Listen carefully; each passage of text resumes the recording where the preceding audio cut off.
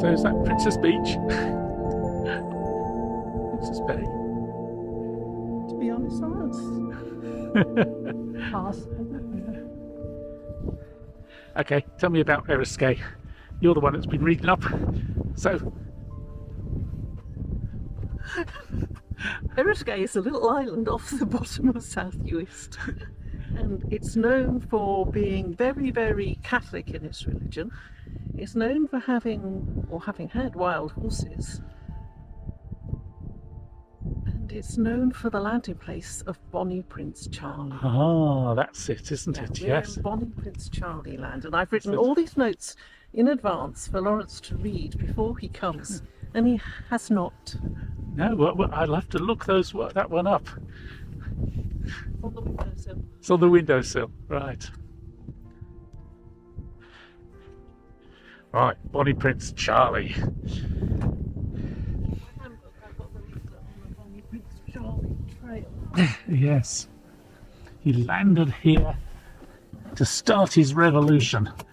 Didn't do him any good, mind you.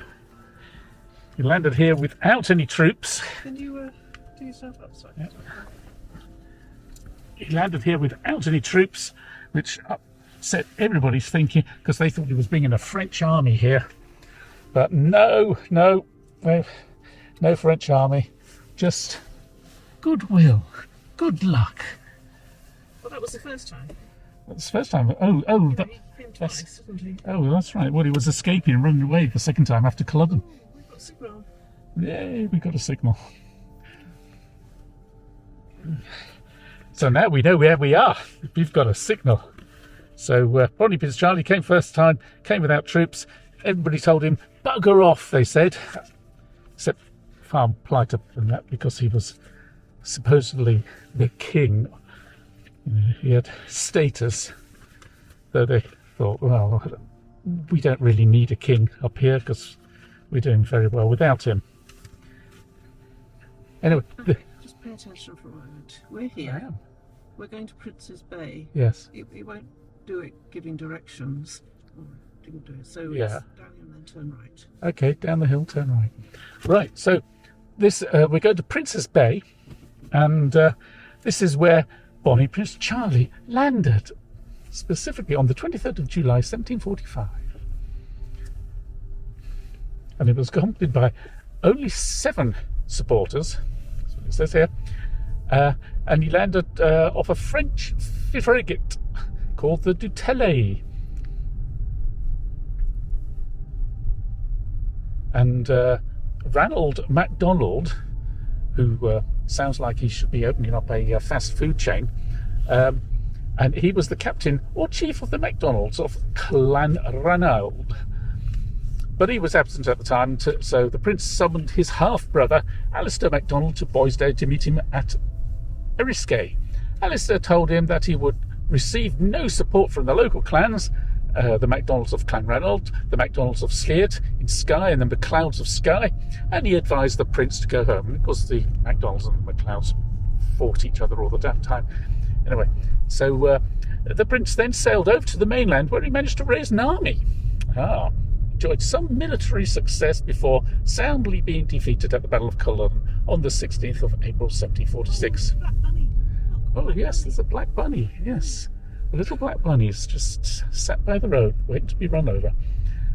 Anyway, on the 16th of April 1746, he was defeated at the Battle of Culloden, and again the prince headed for the west coast, this time as a fugitive with a bounty of £30,000 on his head, and he engaged Donald MacLeod as his boatman and pilot to take him across the Minch.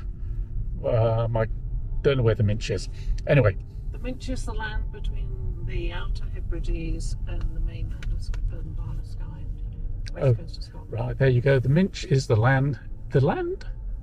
The sea. The sea. Between the land of the Hebrides, Yes. Outer Hebrides, and the mainland of Scotland. Right. Okay. The Minch is the land between the is the sea between Isle of Skye and the Outer Hebrides. Anyway, on the Machair land surrounding the beach, you can find sea bindweed, a flower which is not found elsewhere anywhere else in the Hebrides, and the seeds of this flower are believed to have fallen from bonny Prince Charles' pocket when he came ashore. Right, there you go. Okay. Oh, right, that's it, is it? So you haven't found the flowers that bonny Prince Charles left behind, have you? No, I think we're out of season. Just going to put my other lens on. Okay.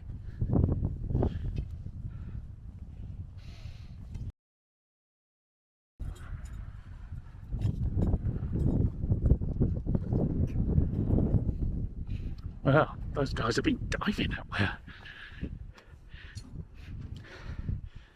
Bit chilly. Probably been picking up scallops and other such stuff there. That's how what you do when you go diving here. You go picking up lobsters and all sorts of wonderful things. Don't think they're divers that would work on the oil rigs or anything. I don't think there are ones immediately around here. So that's what they must be doing. Seafood, it looks like. Or just the sheer pleasure of getting in a really thick rubber suit and sinking under the waves.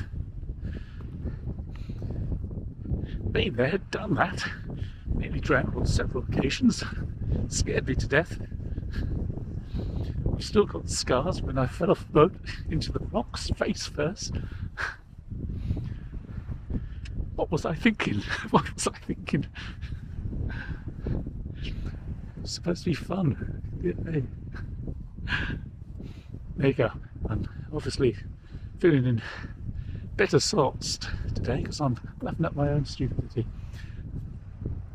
Right, what was I saying about bonny Prince Charlie? Complete and utter idiots. None of them liked him. He'd been brought up in Italy, basically, roaming around with his father, who'd been kicked out. I think his father was the son of James II. I don't know. My history's going right. I know, 1688. The Stuarts were kicked out and began their peregrinations around Europe.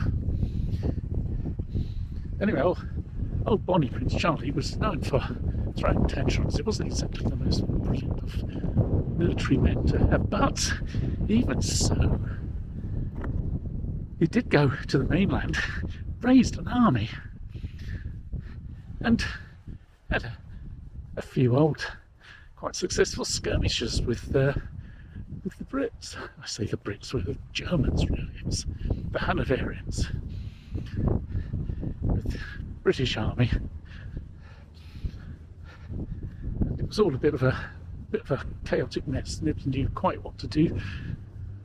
Where the hell these people had come from? They'd been fighting on the mainland against the French, and so it was all seen as part of some French distraction. Of course, once bonny Prince Charlie and his mob had managed to get down as far as Manchester, I believe, they were squabbling amongst themselves what the hell to do, because they knew that they couldn't get a decisive victory and send the Hanoverians, George I, running for cover. There stood no chance. And without the French, well, without the French, what did they do? Come on, you're the one.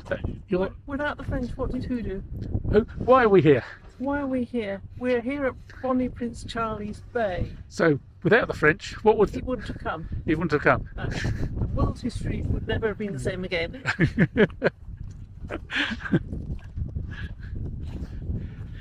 See, there you go. The things you learn by watching these videos.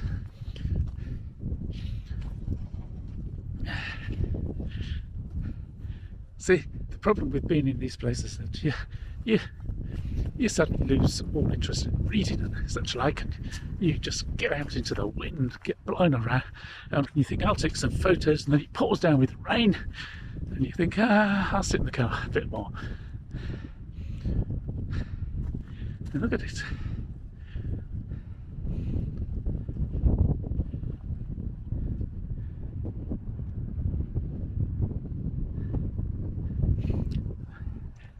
It is, of course, hard to imagine what people do here.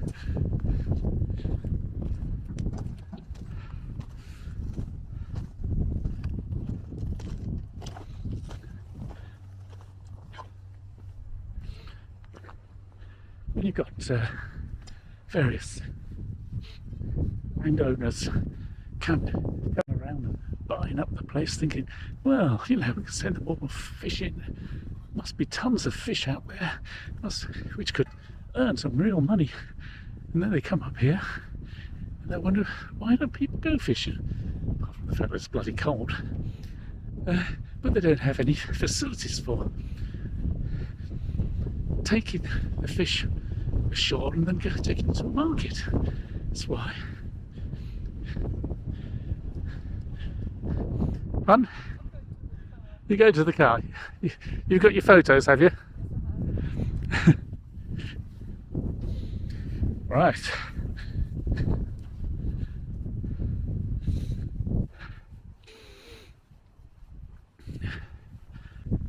Well, most of the time they raise goats and sheep and things like that. Right from the old hunter-gatherers early on that were up here, early farmers. Didn't go much in for fish, and even then trading, raiding and sheep.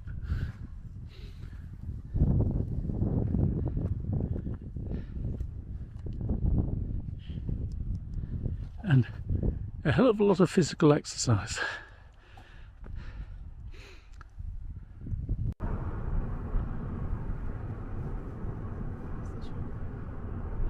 The pub is down over that way. Yeah.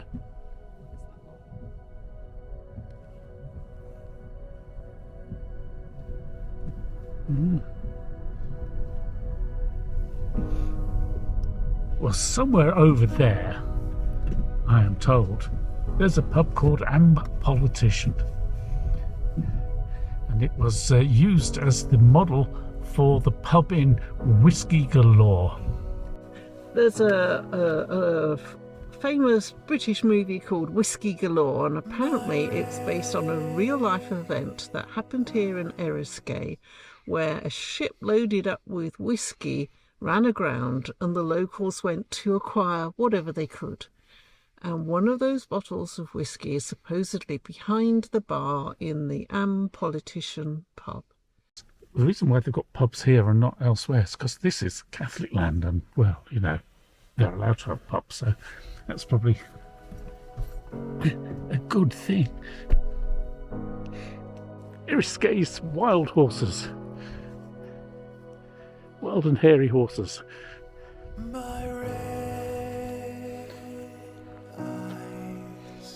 Now, are they horses or ponies? I guess they're ponies, really. And here we have Politician. I assume Politician is the name of the actual ship that sunk with a load of whiskey in it. I think that's the connection. Anyways, the film was based upon Compton Mackenzie. That's who wrote it. Wrote a novel about it. A comic novel about a Isle of Todday. It's called Isle of Todday, tiny little island. They've gone all through the war, rationing and no whiskey, and having a thoroughly miserable life. They all spoke Irish there, or Gaelic, a bit both, because it does seem that they mix those things up together, Irish and Gaelic, around these here parts. And then there was a ship that ran ashore full of whiskey, and they couldn't believe their luck. And that seems to have been what their politician was. I think that was this ship that's ran ashore off Eriskay. So whiskey disappeared.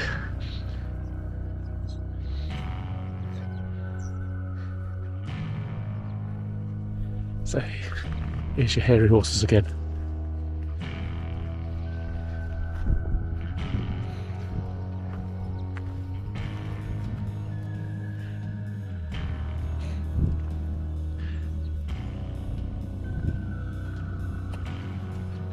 Now then, if it was a lot later in the day, might well pop into the pub and have a drink. Of course, if you know more about the Am politician than I do right this moment, well, tell me about it down below in the notes, the messages. And oh yes, was it like, subscribe? Oh, especially subscribe. We need a lot more subscribers so that it can all appear up in the algorithm of YouTube. So, like, subscribe, all that stuff, share, plenty of sharing, give up the hours, get the money in.